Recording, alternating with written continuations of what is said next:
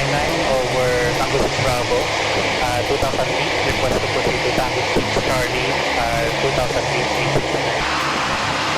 699 report Tango 6 Charlie, 2,000. we report Tango 6 Charlie at 2,000, next heading tayo is 1... tinawid ka, buwan na dito. Ayan, dilip na. Paulan.